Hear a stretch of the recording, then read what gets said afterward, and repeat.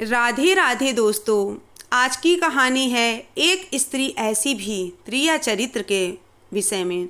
इस कहानी को हर स्त्री और हर पुरुष को सुनना चाहिए और कुछ ना कुछ इस कहानी से सीख जरूर लेनी चाहिए।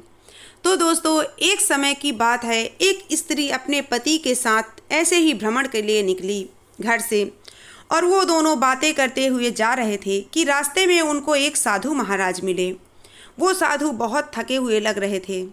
पुरुष कहने लगा, अरे महाराज, आप तो बहुत थके थके लग रहे हैं, प्यास लगी है क्या? मेरा घर तो पास ही में है। अगर आपको प्यास लगी हो तो चलिए मेरे घर में विश्राम कीजिए और पानी जलपान कीजिए। साधु महाराज वैसे भी थके हुए थे। उन्होंने कहा कि ठीक है, थोड़ी देर मुझे अपने घर में शरण दे दो, मैं थोड़ी देर विश्राम करके वहाँ से चला जाऊँगा। रात भी हो रही है, शाम का टाइम था। तो उस इंसान ने सोचा कि चलो ठीक है, साधु महाराज हैं, इनको अपने घर में विश्राम दे देता हूँ। और उस पुरुष ने अपनी ही पत्नी से कहा, एक काम करो, ये मैं तो अभी जा रहा हूँ, थोड़ी देर में मैं आता हूँ, तुम इन साधु महाराज को ले जा कर के जलपान करा के विश्राम करने देना, मैं थोड़ी देर में आ रहा हूँ। और उसका पति क्या था, नशेड़ी था, पिद्धड़ था।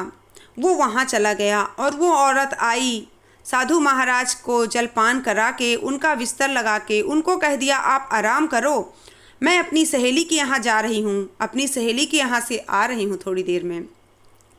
साधु महाराज चुपचाप देख रहे थे कि ये औरत अपनी सहेली से मिलने जा रही है और इतना सज धज कर बन ठन के खूब अच्छे से जा रही श्रृंगार करके।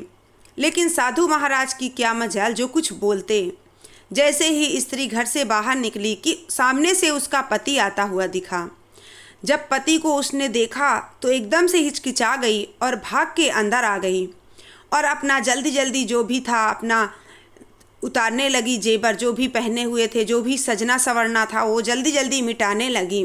उसका पति तो देख चुका था और कुछ समझ चुका था कि ये बात क्या है, ये जा कहाँ रही है। और वो अपने पति से छुप करके किसी से मिलने जा रही थी। तब उसका पति आता है और उससे पूछता है कि बता, तू इतनी रात में, अभी शाम को मैं तो वहाँ चला गया, अब तू कहाँ जा रही थी, किससे मिलने जा रही थी? वो कहती है कि कहाँ मैं किसी से मिलने जा रही थी, मैं कहीं नहीं जा रही थी। लेकिन उसका पति उस पर शक करता है और उसको कस के पीटता है, मार के, और उसे एक अपने खंभे पे बांध देता है। ये सब बात वो साधु महाराज चुपचाप लेटे लेटे देख रहे थे।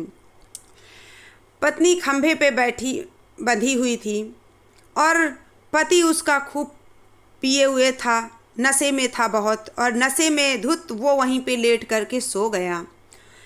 तब तक क्या होता है, वो स्त्री की एक सहेली थी जो नाउन थी, वो आती है और कहती है कि अरे तुम गई नहीं उससे मिलने, वो तुम्हारा इंतज़ार कर रहा है पुरुष और बहुत गुस्से में है, अगर तुम नहीं गई तो वो आज कुछ भी कर जाएगा, किसी को मार देगा, किसी का खून कर देगा। तो ये कहती है कि अरे देख नहीं रही हो, मेरा पति मुझे मारा है और मुझे बांध दिया है, मैं कैसे जाऊँ, यहाँ से नहीं निकल सकती।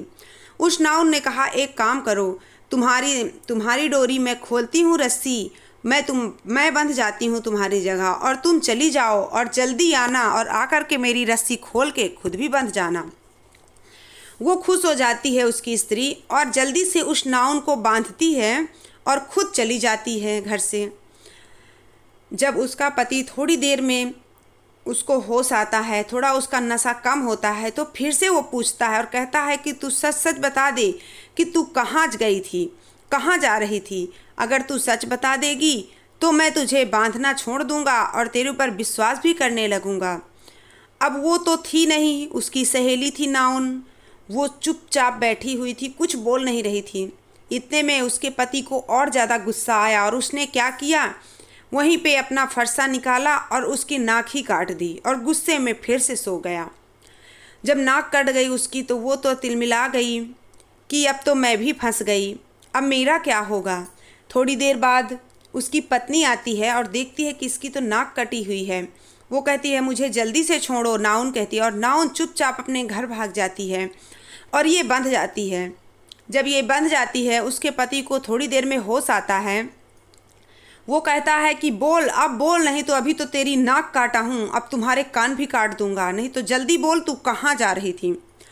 वो औरत कहती है कि देखो, तुमने मेरी नाक काटी, मैं कहीं नहीं जा रही थी, मैं किसी से मिलने नहीं जा रही थी, मैं पतिव्रता नारी हूँ। अगर मैं पतिव्रता नारी नहीं होती तो तुमने मेरी नाक काटी थी तो मेरी नाक वापस जुड़ कैसे जाती। तुमने मुझ पे कलंक लगाया है, झूठा आरोप लगाया है, तो देखो, आप खुद ही स्वयं आकर देख लो। जब वो उठ करके देखता है तो वहाँ पे तो खून हुआ था, लेकिन उसकी नाक तो सीधी लगी हुई थी। वो भी आश्चर्य में पड़ गया कि अरे, मेरे से बहुत बड़ी गलती हो गई, मैंने अपनी औरत पे शक किया, अपनी पतिव्रता नारी पे शक किया मैंने। उससे माफ़ी मांगता है और उसको छोड़ देता है, अपने घर में रहने लगता है। वो सब साधु महाराज देख रहे थे चुपचाप।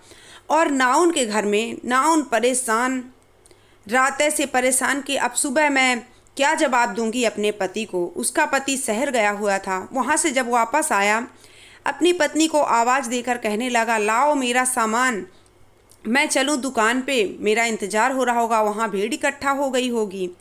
उसकी पत्नी ने सोचा कि क्या करूँ। उसने अपना दिमाग लगाया, स्त्रियाँ बहुत चालाक होती हैं। उसने अपना दिमाग लगाया और सब चाकू न दे करके पूरा डब्बा एक चाकू उसकी तरफ फेंका। उसका पति गुस्सा गया और गुस्से में बोला, एक तो देर हो रही है, दूसरे तुम एक चाकू दे रही हो। और वो चाकू वापस नाउन की तरफ फेंका कि मुझे पूरा डब्बा दो। इतने में वो ज़ोर ज़ोर से नाक पकड़ के और रोने लगती है और बाहर भाग के ज़ोर ज़ोर से चिल्लाती है, अरे मेरे पति ने तो मेरी नाक काट दी, अब मैं क्या करूँगी, मेरे पति ने मेरी नाक काट दी। वो बेचारा नाउन का पति जो था वो आश्चर्य में था कि कैसे इसकी नाक में लग गई चाकू जाके। उसकी पत्नी चिल्लाते हुए राज दरबार में पहुंच गई और राजा से कहा कि मेरा पति मेरी नाक काट दिया है, इसे फांसी की सज़ा दी जाए। राजा का आदेश था, भाई नाक काट दी उसकी, अब तो सज़ा तो होनी ही थी। राजा ने सज़ा सुना दी कि इसको फांसी की सज़ा हो, क्योंकि इसकी पत्नी ने कोई ऐसा अपराध नहीं किया है जिससे इसकी नाक काट दी जाए, लेकिन उसके पति ने उसको ऐसा किया, इसलिए उसके पति को फांसी की सज़ा सुनाई जा रही है। जब उसको फांसी की सज़ा होनी थी, ये बात पूरे गांव में फैल गई पूरा। तब वो साधु महाराज जो थे, उन्होंने तो सारी बात सुनी, सारा चीज़ देखा उन्होंने अपनी आँखों से। वो तुरंत भागते हुए राज दरबार में पहुँचे और जो भी घटना हुई थी, जो हुई थी, सारा राजा साहब के सामने बोल दिया कि ऐसा ऐसा हुआ था, रात से लेकर सुबह तक ये झूठे इंसान को सज़ा दिलवाया जा रहा है और जो स्त्री सच में दोषी है उसका कुछ नहीं। तब राजा साहब जब पूरी बात सुन लिए, तब राजा साहब को भी और नाउन के पति को भी और उस स्त्री के पति को भी आश्चर्य होता है कि ये कैसी तिरिया चरित्र है जो एकजुट होकर जो निर्दोष है उसे सज़ा दिलाया जा रहा है।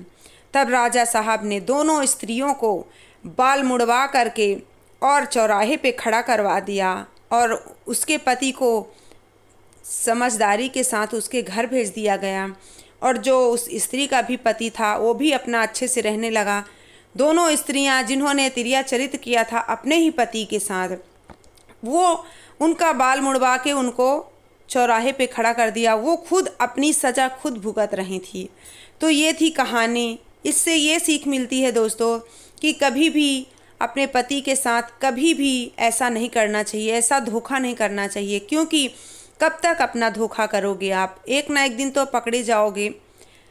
तो इसलिए है सोच समझ कर चलना चाहिए, कभी झूठ नहीं बोलना चाहिए और कभी ऐसा काम नहीं करना चाहिए।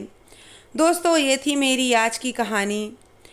साधु महाराज चले गए। साधु महाराज को ये जानकर बहुत खुशी हुई कि उन्होंने एक निर्दोष की जान बचाई है, क्योंकि एक निर्दोष की जान बचाना भी उतना ही पुण्य का काम है जितना भगवान की शरण में पहुंचना और किसी भूखे को भोजन कराना, गरीब को दान करना। तो ये थी मेरी आज की कहानी। उम्मीद करती हूँ कहानी पसंद आई होगी। पसंद आई हो तो लाइक कर दीजिएगा, चैनल को सब्सक्राइब कर लीजिएगा और कमेंट में ज़रूर बताइएगा कि कहानी कैसी लगी। मिलती हूँ नेक्स्ट वीडियो में। राधे राधे दोस्तों।